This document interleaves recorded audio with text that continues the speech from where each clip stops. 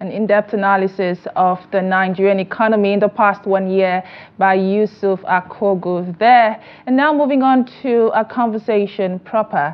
And like I did say at the start of the program, today we shall be appraising the performance of President Bola Tinubu for the past 1 year. And I have my guest right here with me in the studios. He is Professor Abiodun Adeniyi, an economic reforms analyst. Thank you, Prof, for coming on Business Daily. Thank you, my pleasure. Prof, you saw the comments that we did get on social media. A lot of comments, if I should say so. But let's hear from you. How would you, score the performance of the president in the area of, the economy specifically for the past 1 year? That's a very tricky one, I must say. But first, if we want to go by comments, from the mass of the people, of course, it's going to be devastatingly poor, considering that the economic policies have been harshest, on the poorest of the poor, on small and medium-scale business owners for different reasons. The president came in removing subsidies on oil price, subsidy on foreign exchange, and of course subsidy on electricity. And when you have this kind of policy initiative, it doesn't come with immediate short-term gain. It comes in the long term, not even in the medium term. And those who feel it mainly, are the low-income earners. That's why the pain has been excruciating, and that's why you see them complaining, as the case could be. And of course, we expect this to continue until they begin to see some cushion, some improvement in the government policy direction, which is most likely going to be productive, most likely, possibly, in the long term. But of course, big business owners, have enough mechanism to withstand the shock that probably comes in between. So overall, right, you know that everything is doing, seems, to be reform-oriented, seem to be a kind of to disrupt the economic process in the business, to disrupt the economy such that on a long-term basis it can be very, very sustainable.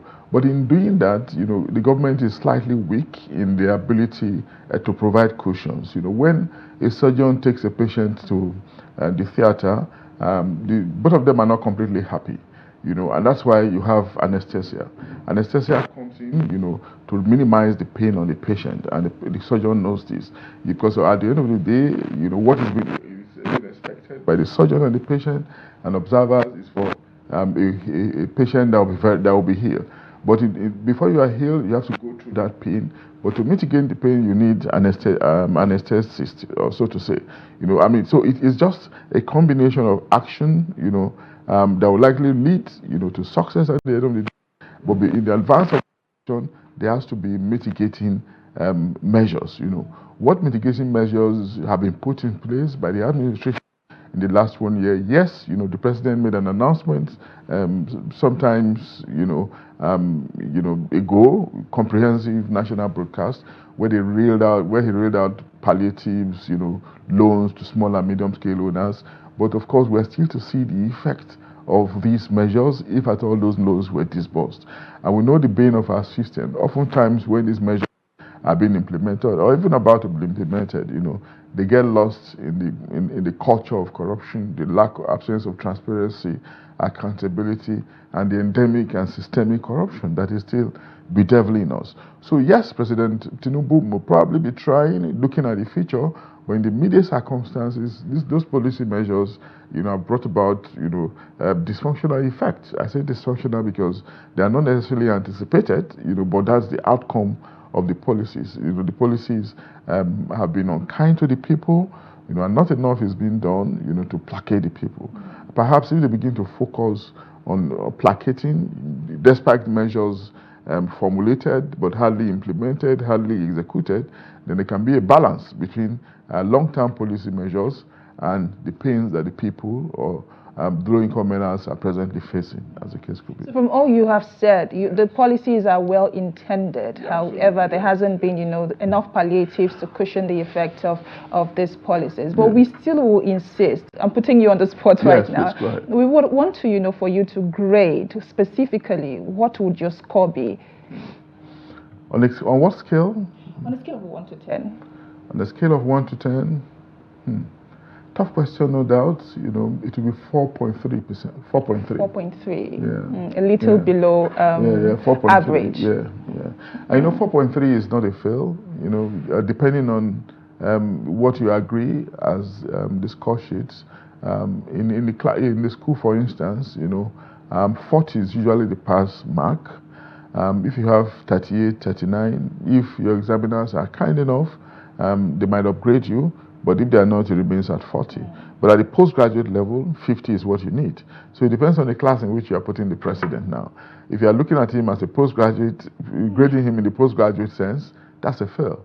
But if it is the undergraduate sense, then of course it's a pass. Okay, so but not a fantastic pass. Not a fantastic pass. Well said there. So let us look at, specifics now, looking at the past 1 year. Let's take a look at macroeconomic aspect, indices that would measure how well the economy is doing from the macroeconomic perspective, from inflation to GDP to unemployment and the likes. Inflation currently standing at 33.69%. And a year ago, inflation stood at 22.22%. So let's speak to that now. How would you appraise his performance so far in the area of inflation, specifically food inflation, which has skyrocketed to over 40% as we speak, I believe at about 40.53%. Have you seen, the right policy direction towards addressing that? We have seen quite a number come from the monetary side of government, the CBN. But have you seen enough come from the fiscal side? No. I haven't seen enough in the last 1 year, and that's because the macroeconomic framework is much more sensitive and much more complex than microeconomics. Of course, going by their names, one is more minute than the other, and of course, the other needs a lot of more man management, a lot of consistency, and a lot of focus. We still have problems with production, problems of insecurity, problems of attitude towards public funds, unbridled profligacy, I mentioned the lack of transparency earlier on, extravagance, and of course, most of our leaders, our power elites are still neo-colonial in their thoughts, such that, foreign products are preferred to local ones. And when that happens, what you witness is exportation of capital, nothing substantial, to put back in the system such that the system can be grown. If you are concerned about production, about investing, about manufacturing, agriculture in real terms, in paying attention to the risk sector, you know what that means. There will be increased job opportunity, and of course there will be, increased confidence. But in situations where we have, allegations of mind-boggling corruption, and of course when these funds are stolen, they're not necessarily kept in the system, and those that are kept in the system are hidden. They serve no economic purpose, and when it doesn't serve any economic purpose, meanwhile the money is coming from the system, what does it do? It stifles the system. It doesn't play any role, and at best some of them are exported out of this country, homes, houses abroad, luxuries and all of that, and the economy continue to depreciate as a result, So if you look at that as a whole, you know that we cannot be celebratory in the first instance, more because government too might be reluctant, or maybe they don't have the political will to confront that sector headlong for so many reasons.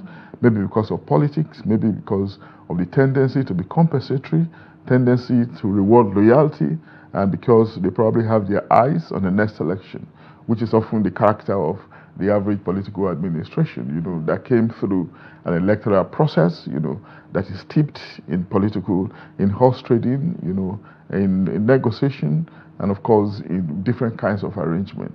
And maybe that's why we're also concerned about a kind of democracy, the one that we operate. Is it really functional? Is it really helpful? Should we be much more ingenious, much more creative, so that we can have a governance system that is reflective of our culture, our religion, our traditions, not just as Africans but as Nigerians. Imagine the obvious profligacy that is right before us, that people have been critical about. Cars, outlandish cars by public officials. The average senior public official in this country, in his fleet, you see about minimum of 5 to 10 luxury cars. You know what that means in naira and kobo. You know what that can do, for the economy if those monies were plowed into production. You know how it can be helpful to the macroeconomic framework, irrespective of whatever measures the central bank or any other agency in that sector is taking, to remedy or to correct misalignments, in the macroeconomic framework. Those are the attitudinal deficiencies that we have as a nation, which we are still crying for change. And of course, in the last 1 year, we have seen how President Bola Tinubu has fared. Like every other administration before him, we have seen an intention to do well, an intention to serve the populace, maybe to leave a legacy. But in terms of, apart from the pronouncements, policy formulation, the conception, implementation, as usual, has been a pain.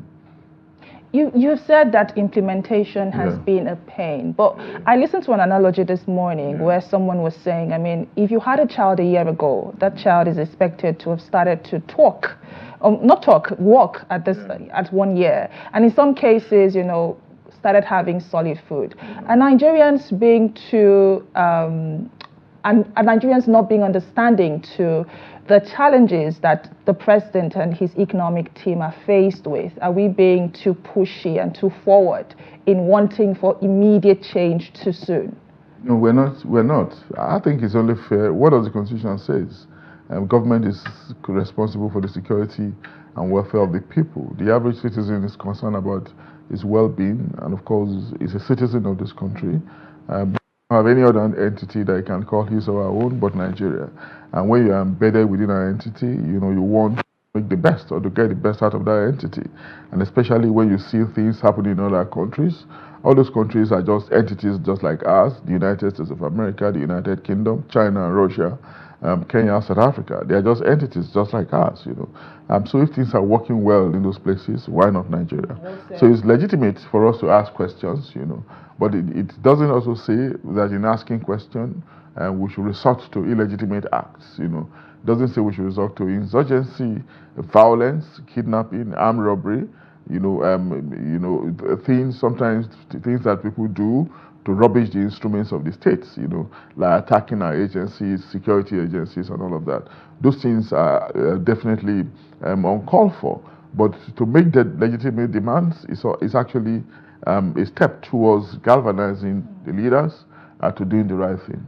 I'd like for us to look at, the foreign exchange market, and we have seen a lot play out in that sector in the past 1 year. I mean, it happened so to the point where we saw, the mass exodus of some, multinationals in Nigeria, from GlaxoSmithKline to Sinoki and the likes. How would you say that sector has fared? I believe at the start of the president's administration, a naira was going for 464 naira to a dollar at the NAFEX market specifically. But right now, I think it goes for about 1,400 to 1,500. So looking at the efforts that have been put, towards that area, towards uniforming the exchange rates and everything we have seen so far in the past 1 year, what is your appraisal of the foreign exchange market currently?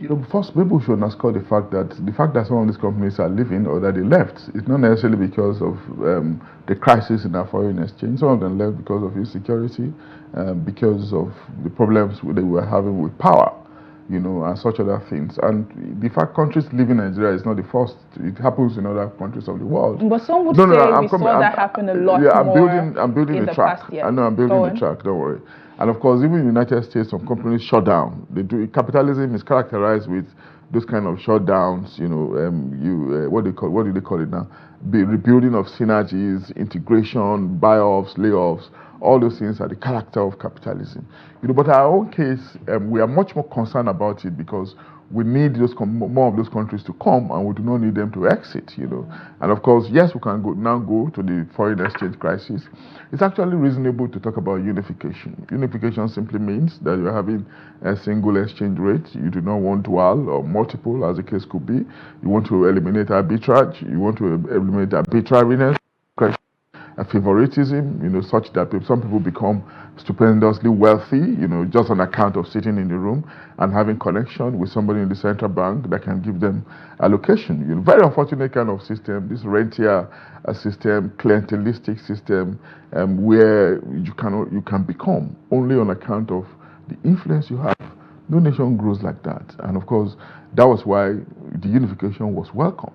But again, unification also means that you're allowing market forces to determine the process. But again, when you're allowing market forces, remember that it has its own vagaries. And one of its vagaries, what we were on the line earlier on, that the poor, the low-income earners will suffer the most. And that's what we're seeing. That's why consumer prices are going up. That's why there's complaint, discontent, disquiet in the land, But what government needs to do is not to forget that in places where market forces are left, to determine processes and procedures or to determine prices, to some extent, there are palliatives. Palliatives are not just announced, but they are seen to be implemented. And of course, sometimes when your action is resulting into circumstances you didn't expect, becoming dysfunctional, you intervene. You tweak it a little bit in the interest of the mass of the people. For those who are powerful economically, they may not feel it. But governance, most of the time, should pay attention to the vulnerable. And of course, that's what is in it. That's what is natural. And that's what we expect the government to start doing going forward. If they have tried to do it in the past, but we have not seen the result, they should double down on it, double their efforts towards ensuring that the interests of the people are prioritized by making sure that policies that are tailored towards improving their lots as a result of the ongoing economic reform, as the case could be, do not lead them to their grave. Well said, Prof.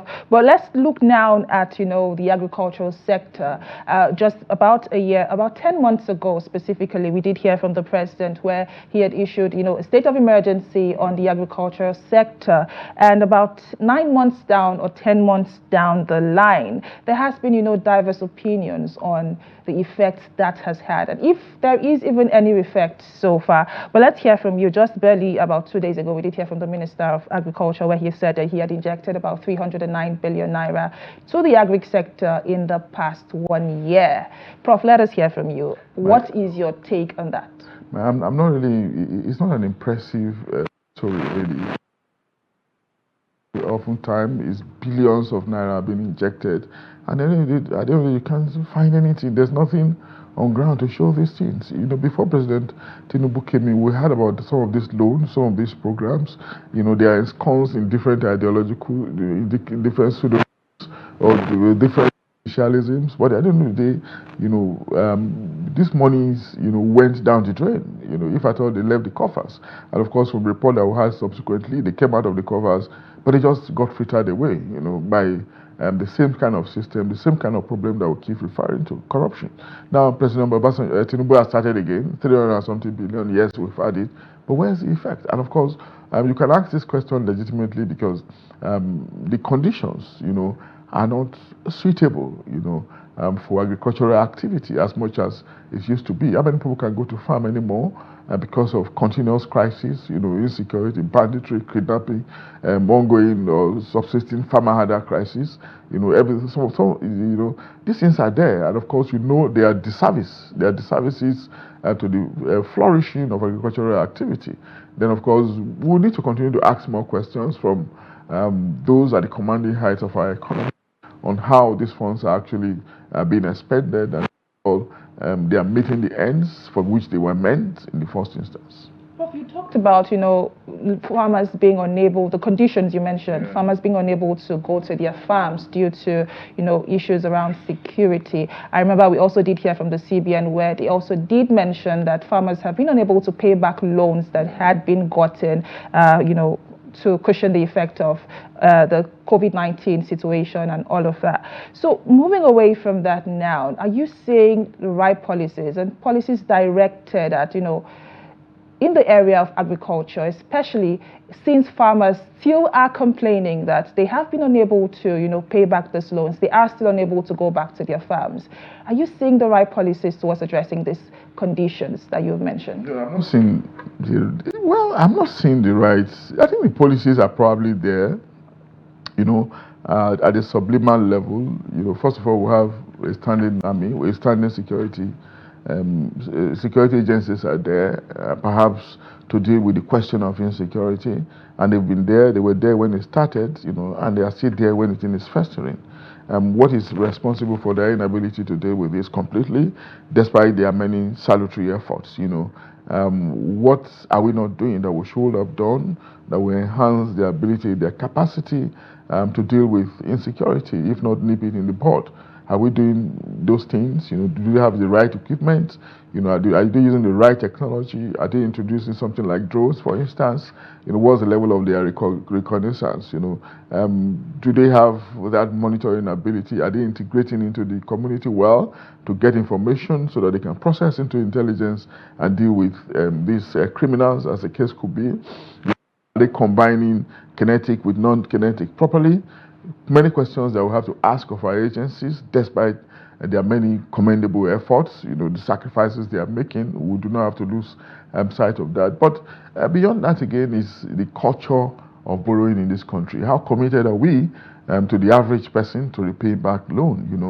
Do we trust the system? Do people not just think that, okay, they have given me a loan now, this is my own opportunity, this is my own national cake, I'm going to dodge them, I'm going to evade repayment? Are we sure this is not happening? This is not frustrating the effort of government in some cases where people manage to even collect the loan in the first instance, because most of these loans, most of the officials giving the loan, they know who they are giving them to, and most of them come back to some of these officials. The reports are there. I'm not just making them up, So you see circle of corruption everywhere, and which is why we're also talking about strengthening the institutions. The institutions are weak, institutions where they even exist, and at worst they do not even exist in some cases, which is why the individual is often stronger. The machinations of the man, of the individual, of the human being is stronger to influence the institution. And of course, when the institution is not working, you cannot expect a smooth process and procedure. Prof, you just hold your thoughts there. Let's go for a short break. When we return, the conversation continues. To stay.